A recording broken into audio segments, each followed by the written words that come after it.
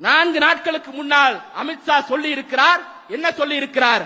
பீகார முடிச்சிட்டோம் mister Stalin G, அடுத்தது தமிழ்நாடு தான் என்று சொல்லி இருக்கிறார். அமித்ஷாவுக்கு நாங்கள் சொல்ல விரும்புவது ஒன்னே ஒன்று இருக்கிறது. இதே ஆணவத்தோடு இதே திமிரோடு ஹிட்லர் புறப்பட்டார்.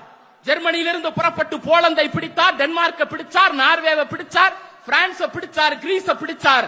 அதே திமிரோடு சோவியத் ரஷ்யாவுக்குள் நுழையும் பொழுது அங்கே ஸ்டாலின் என்கிற மகத்தான மனிதர் நின்றார். ஹிட்லர் வீழ்ந்தார். மோடியும் சங்க பரிவார ராஜ்யங்களும் பீகாரை பிடிச்சிட்டோம், மத்திய பிரதேசத்தை பிடிச்சிட்டோம், உத்தரப்பிரதேசத்தை பிடிச்சிட்டோம், ஆந்திராவை பிடிச்சிட்டோம், தமிழ்நாட்டுக்கு உள்ளே வந்தால் இங்கே முத்துவேல் கருணாநிதி ஸ்டாலின் என்கிற மகத்தான தலைவர் நிற்கிறார். அவருக்கு துணையாக இளம் தலைவர் இருக்கிறார். அவருக்கு பின்னால் ஒரு மண்டலத்தில் மட்டும் உங்களை போல 1,30,627 நிர்வாகிகள் இருக்கிறார்கள். எந்த கொம்பாதி கொம்பனாலும் திராவிட முன்னேற்ற கழகத்தை 26 அல்ல இனி எப்போதும் வீழ்த்த முடியாது. அந்த வெற்றிக்கு நாம் இங்கிருந்து உறுதியேற்போம். களத்தை போலவே சமூக வலைதளங்களிலும் உழைப்போம். அடுத்த ஒவ்வொரு மணி நேரமும் நமக்கு முக்கியம் என்பதை உணர்ந்து ஒரு போர் பரணியோடு போரிடும் குணத்தோடு நாம் இங்கிருந்து புறப்படுவோம். வாய்ப்பு கொடுத்த இளம் தலைவருக்கும் தலைவருக்கும் நன்றி கூறி விடைபெறுகிறேன். நன்றி, வணக்கம்.